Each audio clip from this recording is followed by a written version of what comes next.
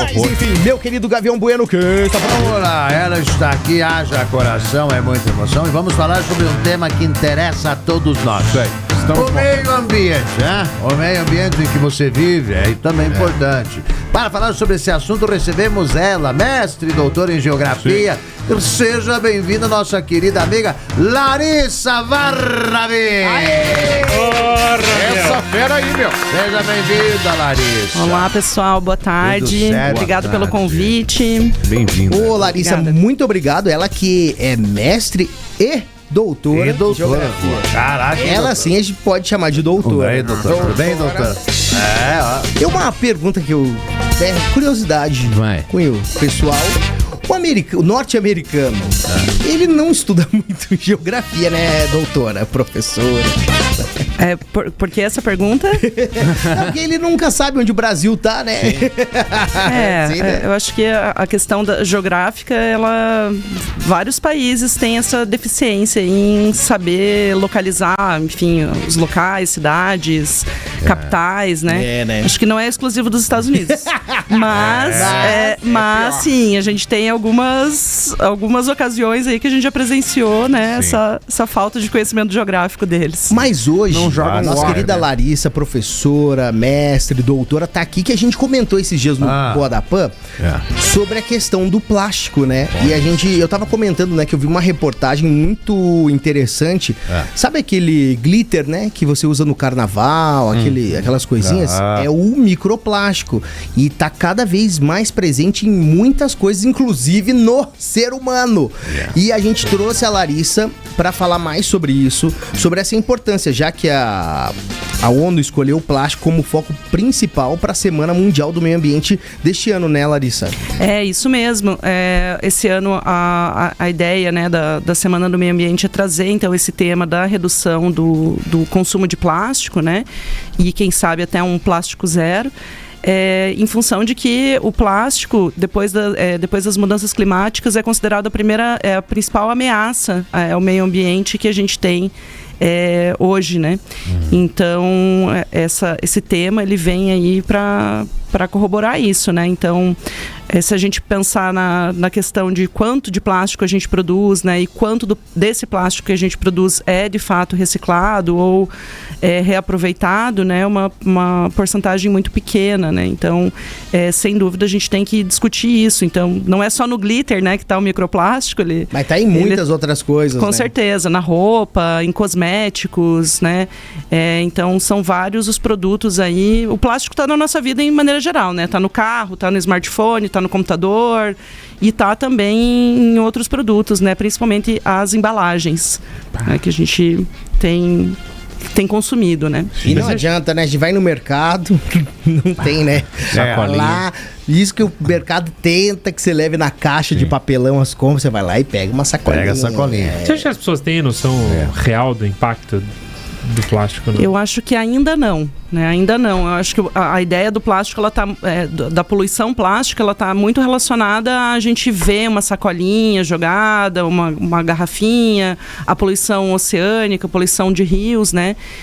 Mas essa ameaça invisível, né, que é o microplástico, por exemplo, acho que as pessoas não têm a real dimensão ainda desse nível, né? Pra vocês terem uma ideia, entre a Califórnia e os Estados Unidos, existe uma região do Oceano Pacífico que é chamado de Ilha do Plástico do Pacífico. Caramba. É uma área de concentração, por causa das correntes marítimas, é uma área que concentra resíduos plásticos não só dos Estados Unidos, mas de outros países, que é proporcionalmente equivalente a 3 vezes a área da França.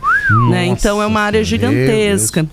Então, e isso, as correntes oceânicas vão e esse plástico acaba se acumulando, né, nessa região. Então, são informações que a gente acaba não tendo muito acesso, né, embora a gente tenha bastante a mídia, né, vocês, enfim, né, da comunicação estão aí sempre dialogando nesse sentido, mas a gente tem visto cada vez mais impactos, né, relacionados a isso. Caramba. Mas até que ponto a reciclagem, ela... a porcentagem em relação à poluição do meio ambiente, quanto de porcento que ela ajuda reciclando mesmo? Porque tem muita gente que às vezes não encara como uma coisa que realmente tem que ser feita, e acha balela e não recicla, mas ela atinge quantos por cento? Todo mundo reciclar?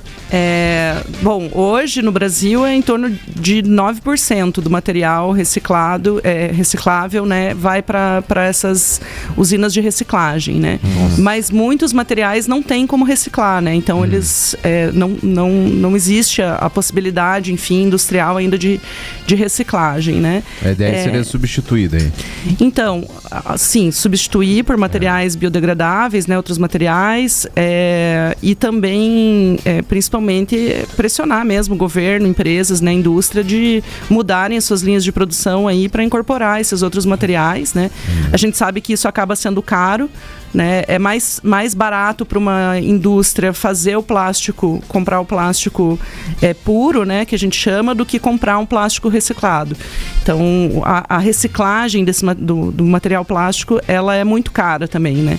Então, acaba que, colocando na balança aí a questão do peso econômico, acaba que optam por não mudar, né, essa cadeia de produção e, enfim.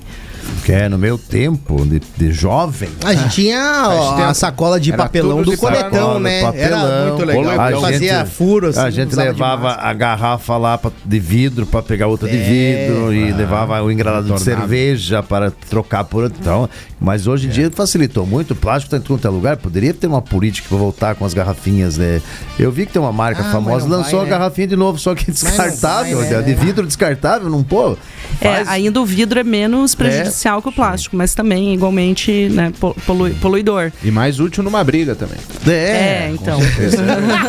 Tudo depende do uso, né? Mas a gente vê já pela entrega, né, hoje, né, não tem quem não peça, sei lá, a sua refeição ali pelo aplicativo em casa. É muito curioso. Eu reparo muito nisso. Vem o a papelão ali, né? A sacola de papel. Tem o preço. Aí vem ali a sacola de papelão, maravilhoso. Aí dentro tem o isopor, que vem alguma coisa ali de plástico, né? Que tem também. Aí vem uma sacola amarrada, daí vem outro plástico, daí tem plástico guardando o talher, o talher é de plástico. Sim. Cara, é demais. Até a comida assim, de plástico. Até a comida, em alguns lugares. Então, tem plástico na comida, né? A gente sabe que hoje já existe plástico nos alimentos, né? Então, nessa cadeia de produção, acaba que, né, uma parte... já tem estudos que identificaram plástico em placenta, né, de bebês recém-nascidos, que identificaram plástico no leite materno, né? Então, o plástico a gente acaba absorvendo aí na corrente sanguínea também, né, esse microplástico, e é bem preocupante, principalmente porque ele tem toxinas também, né? Sim. Então, é um polímero, né, um derivado do petróleo, então acaba que ele é tóxico, né, para a saúde humana, pode afetar a questão hormonal, né, a questão de glândulas, várias... Enfim, a gente ainda está nessas pesquisas, né, relacionadas aí ao efeito desse microplástico na saúde humana. E provavelmente a gente vai encontrar plástico, né, em outros lugares. Até um recente estudo do ano passado de uma pesquisadora aqui da UFPR identificou uma rocha plástica, né? Então, um acumulado de plástico que se formou, né, numa determinada área da costa, que ela chamou de rocha plástica, né? Claro, não é uma rocha estrito sensu, né? Não é uma rocha literalmente, mas então também é preocupante, né? A gente tem esses acúmulos aí de microplástico gerando novos materiais, né? E lembrando dessa toxicidade, né? Principalmente se a gente for pensar em poluição oceânica, né? Os animais comem aquele plástico que é jogado nos oceanos, e isso entra na cadeia alimentar, né? Então a gente vai comer peixe que tem, né? A gente já come peixe que tem metais pesados, né? Então a gente vai comer cada vez mais peixe, por exemplo, que tem resíduos de plástico, né, na sua composição orgânica. E, doutora Larissa, tem iniciativas, projetos aqui no Brasil, ou até mesmo no mundo, né, que estão trabalhando para pelo menos tentar barrar ou até reverter a situação, que eu não vejo muita, né, do jeito que tá o mundo, né? Se tem como reverter tudo isso, a não ser pelo menos dar uma equilibrada, né? Existem algumas estratégias, né? Tanto essas ações, assim, mais como a ONU, outras organizações não governamentais, né? Que acabam encampando, né? A questão do lixo zero, né? E também a gente tem indústrias, né? Que têm feito programas de logística reversa. Então você vai lá, por exemplo, vou comprar um aparelho celular novo, você deixa o teu antigo e isso vai, né? Vai destinar para uma área de reciclagem da empresa, né? Enfim, provavelmente uma empresa contratada, né? Que vai acabar reciclando esse material. Então, existem algumas indústrias que fazem isso, né? Não vamos fazer propaganda aqui, mas de eletrodomésticos, de legal. eletrônicos, indústrias de material esportivo, né? De tênis, por exemplo, que são feitos com plástico reciclado. Também a gente tem várias iniciativas aí de inovação mesmo na parte de materiais relativos ao processo de reciclagem e transformação desses materiais em fibras para impressora 3D, por exemplo, ou mesmo para produzir tecido a partir de PET reciclado.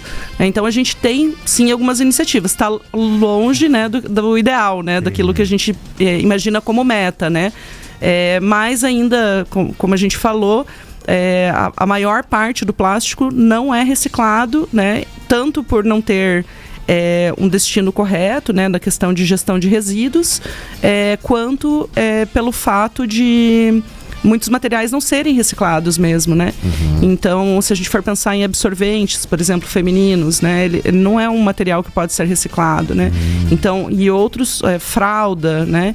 Fralda descartável. Então, assim, como vocês falaram, no passado a gente era mais sustentável, né? Que a gente usava outros materiais que não eram plástico. Mas a gente ainda pode tomar algumas atitudes, né, no cotidiano para reduzir isso. Obviamente, a gente tem que pensar em escala, né? Então, a escala industrial, ela acaba sendo um ponto-chave aí de virada mesmo para que a gente, né, reduza esse consumo de plástico, né?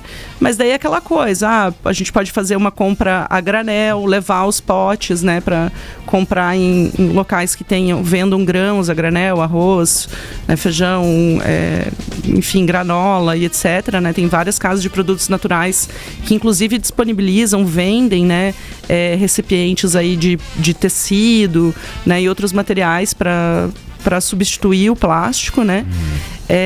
Mas sem dúvida precisa ser uma ação, né, que venha do outro lado também, que é o lado da indústria, né?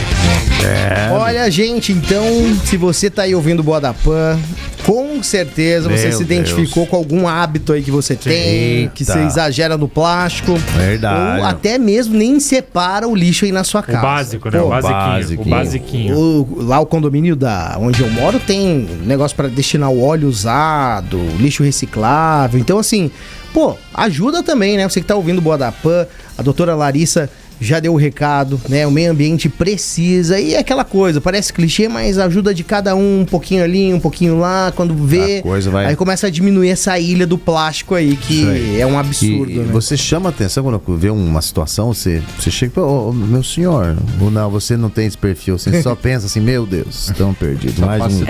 Eu acho que eu sou mais do, meu Deus, estamos perdidos. Porque assim, é muito difícil você, e assim, como educadora, né, que é muito difícil você ver uma ação e repreender, né? Então, quando você repreende, a pessoa não vai aprender com aquela, né, com o fato de você estar repreendendo, né? Então, é um processo estrutural mais... Gera só uma briga na hora, né? Exatamente. Aquele climão, o que não é da tua conta, né? Daí vem essa coisa, chato, né? Então, assim, eu acho que a questão da educação, né? E aí a gente tem educação ambiental, né? Até ontem, né? Dia 3 foi o dia da educação ambiental. E ela tem esse papel, né? Fundamental aí de, na escola mesmo, a gente criar essa consciência, né? Porque a consciência ambiental, ela não tem partido, né? Ela não tem uma ideologia, né? Ela tem um propósito, né, de conscientizar as pessoas de que sim, a gente precisa de um meio ambiente saudável, né, sem poluição.